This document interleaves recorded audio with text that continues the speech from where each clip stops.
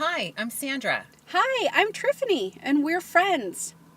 Every time we get together, we have these crazy, awesome insights about manifesting, life, synchronicity. And one day I said, it's too bad we didn't record this because somebody out there could have benefited from hearing this. And that's how this began. We never know what we're going to talk about, but when we do and the magic happens, we want to share it with you. Cool, we're on the air. How you doing? I'm good. How are you? I'm doing good. I'm doing good. Good. Yeah. Last week we were talking about authenticity, and it occurred to you that while never being fully inauthentic, there were parts of your life you weren't completely, you had sheltered some parts of your life from others. That's right. Yes. Yes. I'm curious how your week went. I know, right? Because geez, a couple of things shifted from talking about it. It's kind of interesting because I remember now I did mention that, some of the people that I hang out with every now and then don't even know that I'm an energy healer.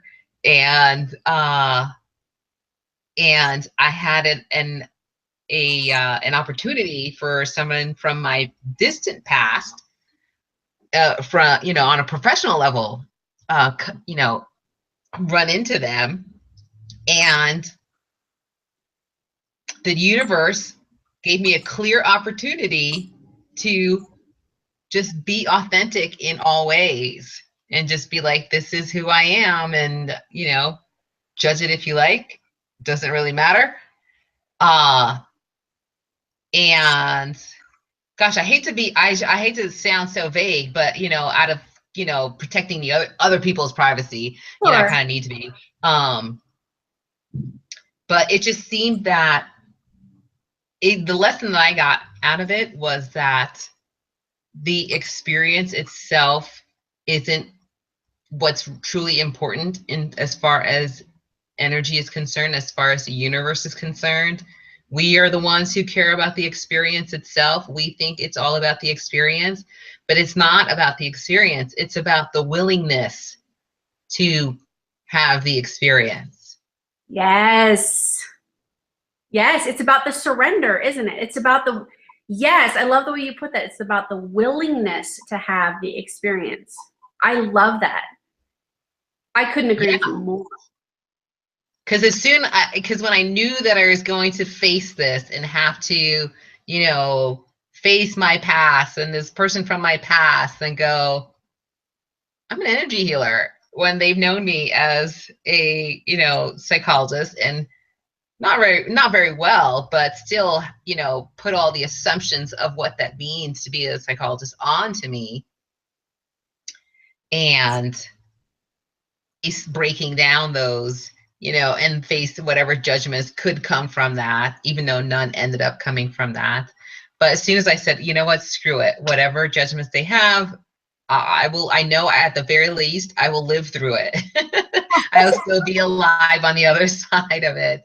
And just all of a sudden, all of the anxiety, everything just like went away. It was just like, well, that's all. It's like the universe is saying, well, that's all we wanted from you, was you're okay. You're willing to face this. This has not become like this issue of anxiety anymore. As long as you're willing to face it, it no longer has to be that anymore. And it really wasn't. So it's kind of like, have you ever read The Game of Life and How to Play It? Florence Scovel Shinn. Yes, Florence Scovel Shinn. Yes, I love that book. And she talks about the woman who was scared of ladders, and she totally did not want to experience, having to walk under a ladder, and then she had to go to the bank and go retrieve something from safety deposit box, and there's a ladder in her way, and she starts to turn around, and she's like, I can't do this. I can't do this. I can't face this ladder. And then when she finally goes, okay, screw it, I'm just going to go there. I'm going to face my fears. I had my energy session with Florence, and she's like, you just got to face it. She goes back downstairs and the ladder's gone. I mean, that was the experience that I had. It was like, as soon as I said, okay, fine, I'll face this, there really ended up being nothing to face. So, kind of makes you wonder, like, how many times in our lives we have avoided something, and had we simply been willing to face it, there would have been nothing to face because the lesson was in the willingness. Yes, all the time, I bet. I bet it happens way more than we even know. It must, because it's kind of, it is almost a universal concept. It wouldn't even, or not concept, construct. You know, it wouldn't even surprise me if it comes up in some of the universal law stuff that you're studying and sharing with your followers, because it really, it's that whole what we resist persists, right? And what we look at disappears. I think that's from the Abraham Hicks teachings. I think that's a phrase from there. But it is that whole idea. The whole time you're in denial of it and you're trying to avoid it, you really are creating the energy around, and it's all ego, right? It's all fear, it's all guilt, it's all shame, whatever it is that's keeping you from this thing, it's all ego, but it builds it up. And it's like this little monster that feeds on your denial and feeds on your fear, and it's getting bigger and bigger the whole time. And all you have to do is turn around and look at it and go, I see you. It's okay that you're here. And it goes, oh, because there's no more guilt to feed it. There's no more shame to feed it. There's no more denial to feed it. It's unbelievable to me how often that happens. And it's such a good reminder. I'm glad that was your experience, because as basic and as easy as that is, I think we all forget. I do. I forget all the time. Yeah. Because I think it's natural to just want to avoid situations that you think are going to be unpleasant. Mm-hmm. Yeah. And I was kind of thinking about that, and I almost, kind of was like, oh, I should just go out there and like face my fears. But I don't think that's what that was about, though. I don't know. You know what I'm saying? Like, it's not about putting yourself at risk or, putting yourself in harm's way or even stepping out in faith even. It's simply, this is a situation that's being presented to you. And are you going to avoid it simply out of fear, or are you going to be brave and face it? There wasn't an issue of, risk to life and limb or reputation even, or anything like that. Right. Yeah, because I was thinking, oh, all the things that I've been avoiding. But I think that would be a foolish way to interpret this experience. That It's not about like, oh, let's just go, buy that new thing that I've always wanted and the money will just show up for it, right? That's poor, kind of a poor judgment and not a real issue of facing your fears. It's more of an issue of, we're going to take this risk and hope that the universe sends a safety net, which is a totally different thing. So I just want like anybody listening to be clear on the nuances that, we're not saying, oh, go out there and like, take chances. It's simply, when the universe says, well, this is something that you really need to face, then it's about facing fear, not really facing risk. That's a really great differentiation. And I love the example you brought up. I want to clarify then, because if, when people do listen to this, I do want them to, you guys fully understand exactly what Dr. Thebaud is saying here. There's a huge difference between facing that fear and taking the risk. So the difference is, she brought up the financial piece, right? So you were saying it's not like, oh, I'll just go buy that $1,000 TV even though I'm already $3,000 in debt, right? Like that is not, neither is it an act of faith. It's more of an act of defiance. That is being in denial of the problem that needs to be solved, would be your debt, right? So that is feeding the beast because you're turning your head away from it. Instead, it would be, if you're facing your fear, you're calling the credit card company and you're having the tough conversation, the conversation you were afraid to have, the conversation where you had guilt, where you had shame, where you tried to be in denial of the problem that needed to be solved. And instead you're calling them and you're saying, I'm in over my head. What are my options? Right? And you're allowing somebody to come in, and that ends up being the conversation where they go, oh my God, we're so glad you called. Well, let's lower your interest rate and we'll put you on a different payment plan. And so many things like that. The moment you agree, as you said, to this universal calling to face down that fear, that's the moment of transformation. It's not the phone call, and in your case, it wasn't the conversation. It wasn't that. It was the decision to face it. That's right. That's when the Yes. transformation happens, because the moment you make that phone call, yeah, you have that pit in your stomach, but you're making that phone call in confidence that the universe is going to provide a viable solution, in confidence that you're going to be able to have the level of maturity and ability to change and the efficacy it takes to rise to that challenge. And that's what we're talking about here. And I'm so glad you made that differentiation.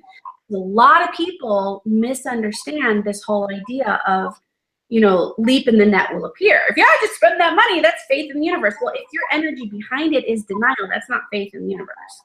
Right. That's a whole thing to God that this doesn't come back and bite you in the ass. That's right. Which is fear. That's so right. Yeah. That's important. So deconstruct for us how, like, energetically, how did this all go for you? Because this has been such it's actually been part of our most recent journey. Tell us at what point, we were having the conversation about this distractions challenge, and then we were talking about the results of that and the way that we started asking questions of ourselves. What did that look like for you? How do people notice the shit they need to take care of? How does that even come up to them so they know the work they're supposed to do? That's a good question, because it really started with the decision, or rather the commitment, to be more authentic. Right?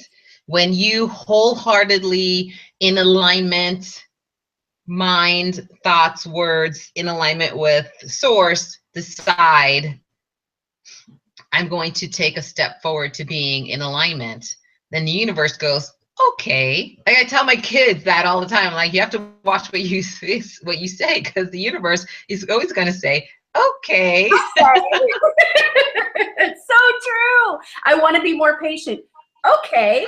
All day today, you're going to be cut off. You're going to be treated rudely. You're going. Exactly. So the universe says, okay, and gives you the opportunities to show up that way. Right? When you and I had this joke, and I was like, I don't ask for strength anymore. No. I'm done asking for strength. I have built up as much strength as I care to in this lifetime. Because if you ask for strength, and people go, oh my God, give me strength, then what do you get? Okay, give you some opportunities to show up that way. I just say I ask for grace. I don't see any downside to asking for grace. So I said, I'm going to show up authentically. Well, you can't just say it and not be it. So the universe gives you an opportunity to be it. And so here's my opportunity to, or get off the pot, right? So some opportunities that you get are simple and easy, and some of them really make you have to question, well, you said you wanted to be authentic. Are we only talking partially authentic? Or are we talking about wholly authentic? Which authentic were you really talking about? Yeah. And of course, I decided to be fully authentic, and there were no obstacles to me going to this meeting. And so there really was no reason to not go, except to acknowledge my fear and not acknowledge my commitment to be authentic. And so I think if we all just take a look back at when we decided to do something, hasn't there been a challenge? Yeah. Right? That says, well, who are you going to show up in this instance now? Are you going to show up as the old you, or are you going to show up as the you that you decided that you're going to be? Yes, absolutely. I used to describe it this way, not like universe has, that mythological will, the way that we put words to it, but I did still used to describe it like this. It's almost, I felt at the time not understanding these constructs the same way as deeply as I do now. But at the time I used to say, I always felt like as soon as I made the commitment to show up differently, be different, do better, immediately I got to your point, this opportunity to show up in my old way. You know, a perfect example is changing my business. I went from trauma and illness recovery to helping strong women marry that happiness and success piece. Well, during that transition, and the reason I was doing that is because I was attracting these strong women that were trying to do that thing. So I went, okay, I'm naturally appealing to this demographic. I'll make this change. And the moment I did it, what kind of clients do you think I started getting? Trauma and illness recovery, right? Like all this. And I would have years ago described it as the universe sort of going, are you sure? Are you sure you want something new? Are you sure you want to switch this? Because I got plenty of your old pattern just lining up in the queue, right? And I like the way you phrased it better, because it really shows that it's not really a test necessarily. It's an opportunity where That's you right. get to say which side of myself, which level of authenticity, which direction for my business, whatever that is, what am I willing in this moment to invest in? Where am I willing to put my attention? Where am I willing to do the work? And that, I think that's a lot more robust understanding of how this works once we make a decision. We would all love that magic wand, right? Where we say we want something and bling, it happens, and now, you know, we're fully authentic without fear, guilt, or shame. But it doesn't work that we are participants in our experience, or participants in this level of reality. And yes, co-creators with God, universe, and all of that. And we're boots on the ground. We're the administrators. There's action to be taken on the things we say we want. And I think that's super helpful for you to describe it in that way. Can I take you back a step though? I really want to know. So there's people out there that are watching this, and they're saying to themselves, okay, that's great, but you knew authenticity was your lesson. If they know they're sort of at a pinnacle, and there's the next level to get to, and they know they're in their way somehow, they know that there's something they're kind of supposed to do, they want to do, how do they find it? How do they find the thing that they're supposed to work on? How did you find yours? I don't know that I necessarily found it. You know, as you're asking me this question, I'm kind of thinking that the concept of finding something like your purpose, your path, you know, whatever it is, implies that there's a way of knowing that you found it. And so I would steer people away from trying to find a certain thing that may be unknowable. Yes. What is the defining moment where you know that this is your purpose, or this is why you were here on this planet? You know, at some level, it's a choice. It's a decision that you make, that I'm making this my purpose. I'm choosing to make this the meaning of why I'm here. And I think that's much more empowering for people. And personally, I feel like it's much more in alignment with the idea of free will, right? Yes. Why do we not have the choice to make our lives mean a certain thing if we have free will in every other area? So the combination of, you know, the search, that means that there must be some way of knowing that you have found it. And I don't know of any definitive way of somebody assessing that this is, you know, they found their purpose, except that they're comfortable with what they've chosen. Mm-hmm. And so that could be a completely conscious choice. So the authenticity, I just had, you know, enough happening in my life where I chose to I made a decision. I'm going to be more authentic in my life. And so for other people, it could be, I'm going to be less shy, or more kind, or more patient. It could be anything. I mean, we could choose whatever we want in our pursuit to being more us, better us than we currently are right now, a more evolved version tomorrow than we are today. So I would encourage people to just choose, look at your life right now, and what do you think would make a significant change in your life? And it doesn't have, and significant doesn't necessarily mean big. It just means meaningful. Yes. Yes, absolutely.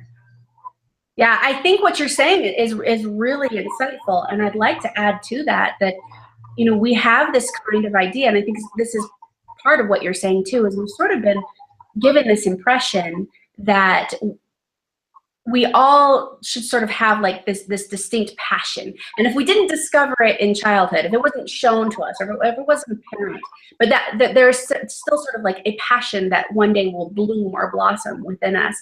And aside from the few prodigies that came out of the womb playing piano, playing, you know, Bach or something, aside from those few exceptions, for most of us, the people who have become most passionate have really been able to dabble, to practice, to innovate, to reinvent.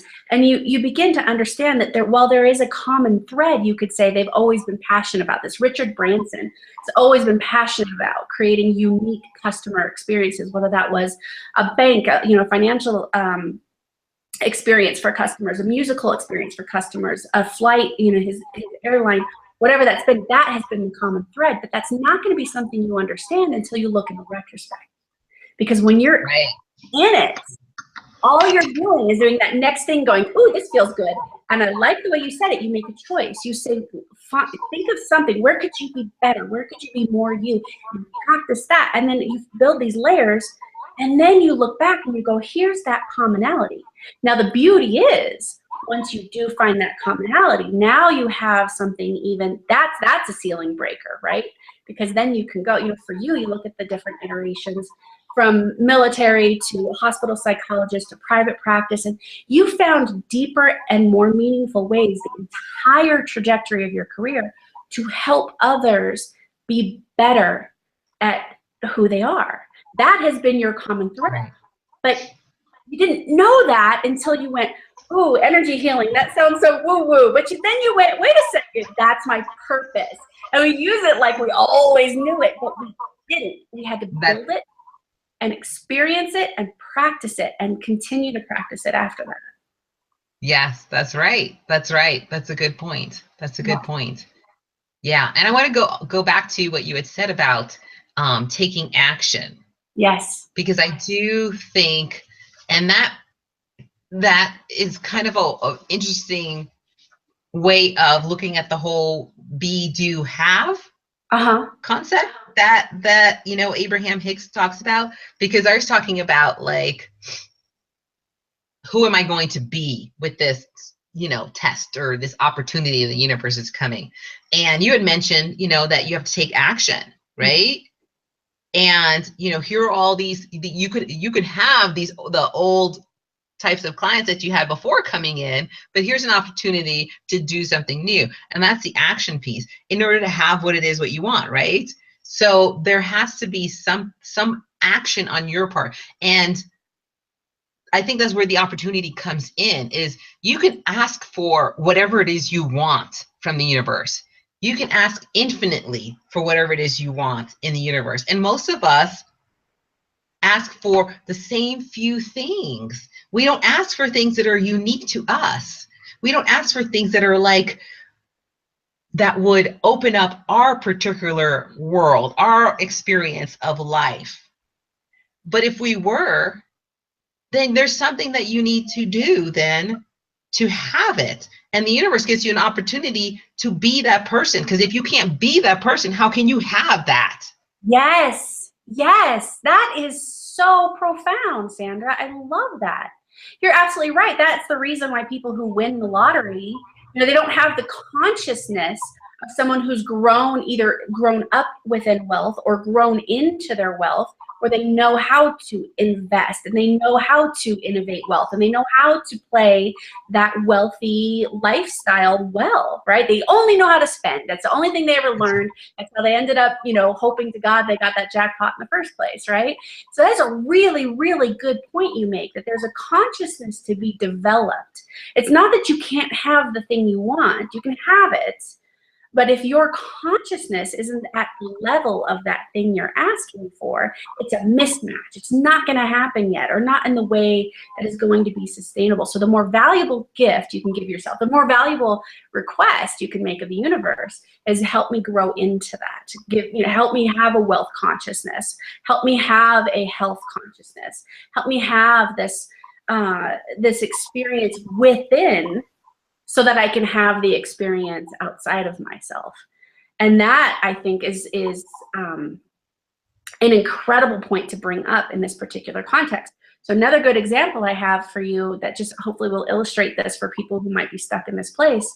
I said health consciousness. I was working with a woman who'd been sick for a very long time, was on her way back to well-being, and she hit a point where the people around her started seeing her behave more healthfully. She had a little more energy. She started to take hikes, and they started to treat her like she was more healthy. And there was a part of her that was scared. There was a part of her that was a little scared that if people started to see her healthy, it would invalidate that she was the sick woman all those years. She really must not have been that sick. Her fear was that they were going to be thinking she really must not have been that sick. She must have been a drama queen. It wasn't that bad. And, again, all in her head, right? She has no idea how these people are going to show up. But there was a health consciousness that needed to change in order to bring her healthfulness forward, that next step. And boy, I'm gonna ruminate on that, man, because then it makes me wonder. Because you and I talk about specific things, being more authentic and embracing certain parts about ourselves in order to grow it. But I had never thought about it in the terms that you put it, and I think that's super helpful. I think that's really helpful. Yeah, I bet if this woman just says, yes, I'm willing to face that people are going to invalidate all the years that I've been sick. Watch that, that's probably the only thing the universe needs is for her willingness. Yes. And then she can move forward without obstacle. Yeah. Because she's going to turn around and she's going to see some people go, no, honey, I was there with you. I know it was real.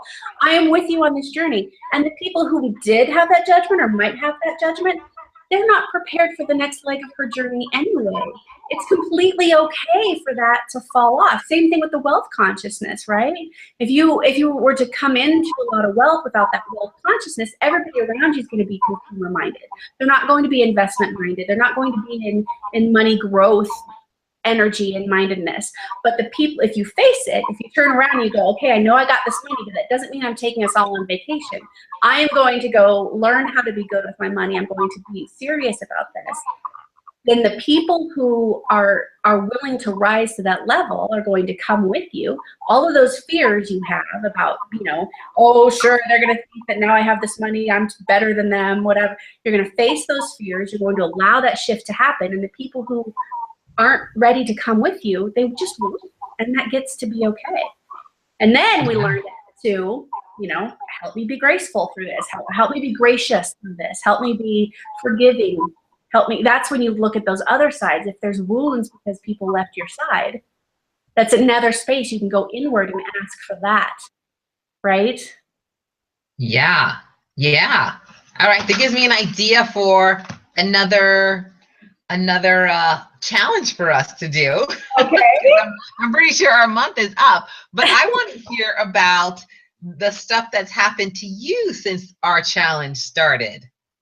Oh my gosh. Well, it's been super interesting because similar to what we're talking about today is, I had that big blast right out of the gate, was super excited. And what's funny is in the last week, there have been a lot of those little pokes that have been like, okay, you said you wanted this, now here's your choice. I had, back in February, saw this company, Chauffeur, support, they donated a bunch of the money they made on bus rentals back to women's causes. So that it was from the Women's March. So the Women's March, every $150 from every bus rental, they promised to go back into women's charities, and they actually did that. And I said, can I interview you? I'd love to highlight this and put it back out there. They said yes. I thought they forgot about me, and I went in. This happened just today, actually.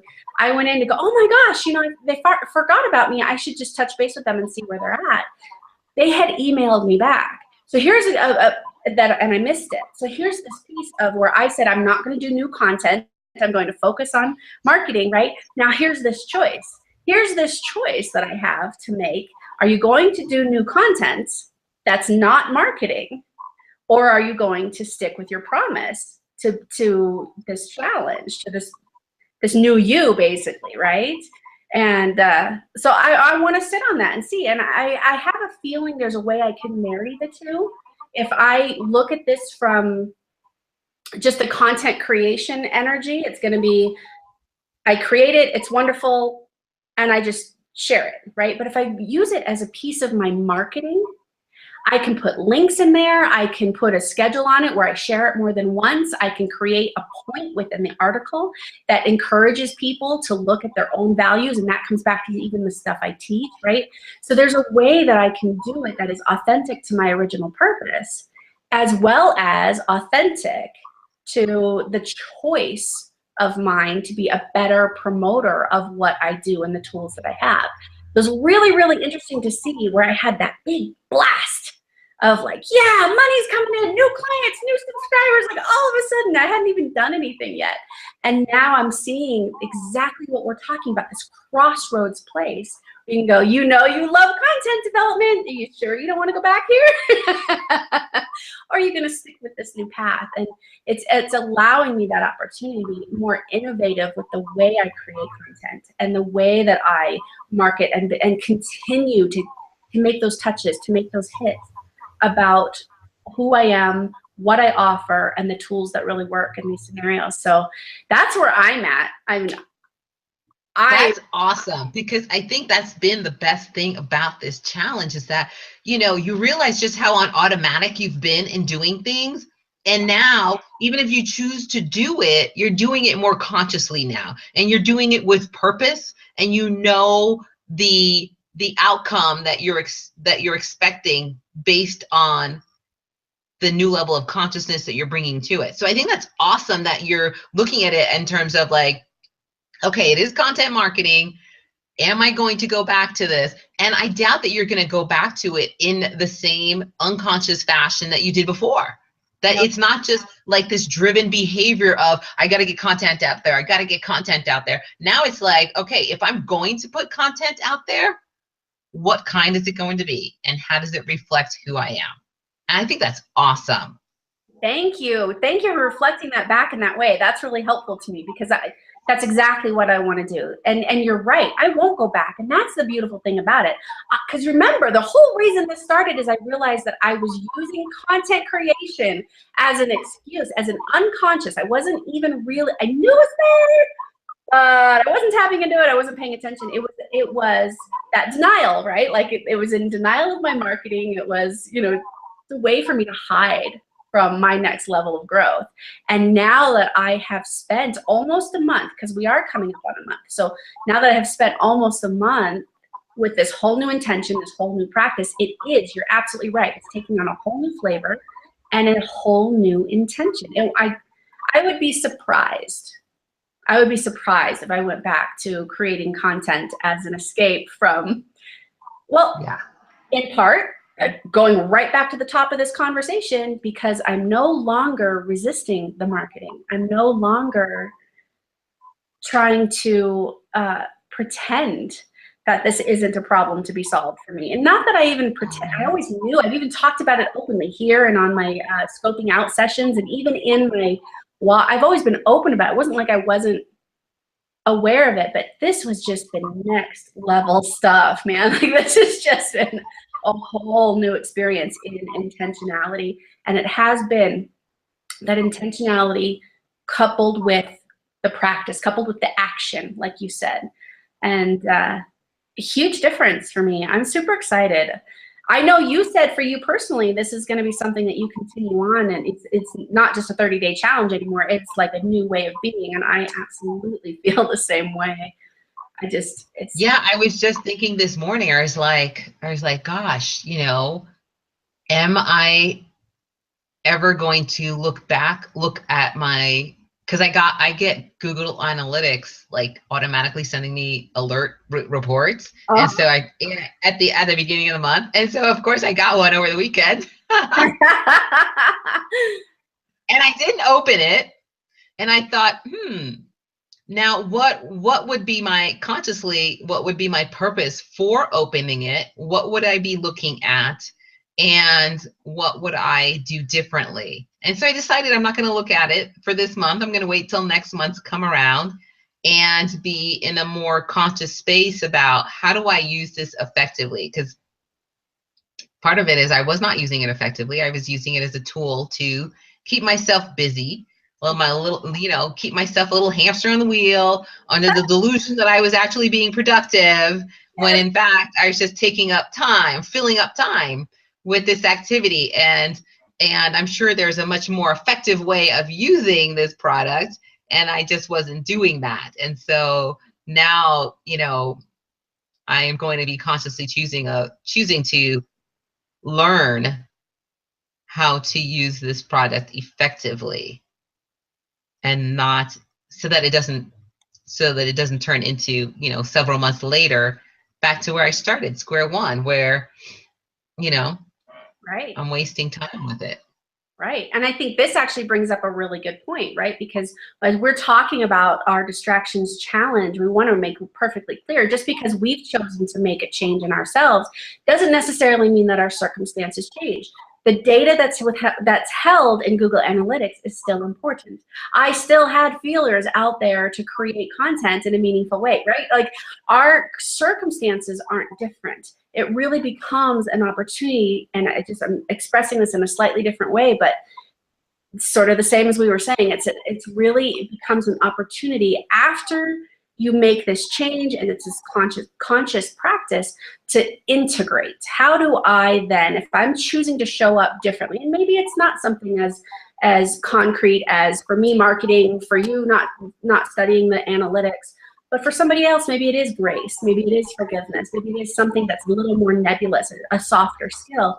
When you get better and better at that, what does that mean when you're reintroduced basically to the reality of, a gossipy coworker, or, yes, there's the choice. How do you want to handle this? But at some point, you're also making that assimilation of the two, the old circumstance with the new you, and now it's complete. And now that gets to be your new default. And it's almost stage 3, right? There's the commitment to the change, there's the practice, and they're two separate things. And then there's this integration on that other end that, if it's coming from a conscious place, gets to make that circumstance meaningful in a whole new way, which is the goal. Yeah. So here's what I'm thinking about for the new challenge now. Oh, yes. Okay, tell me. And and this is how it ties in, actually, for what you just said, help me actually see how it ties in to what we just did, is what we did in the whole be, do, have paradigm is we changed our doing, and look how it affected our being, right? Our beingness, and, eventually our having, right? We just need to keep up the change in the doing part. So what would happen if our next challenge was one of the other pieces of this triangle? Either, picking a new being, a new state of being, like you had mentioned, for some people it might be forgiveness,